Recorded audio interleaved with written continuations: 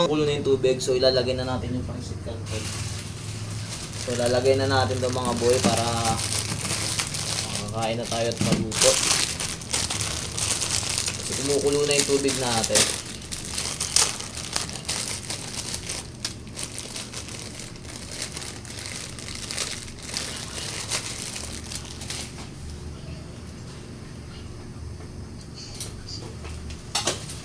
Lagay na natin mga boy.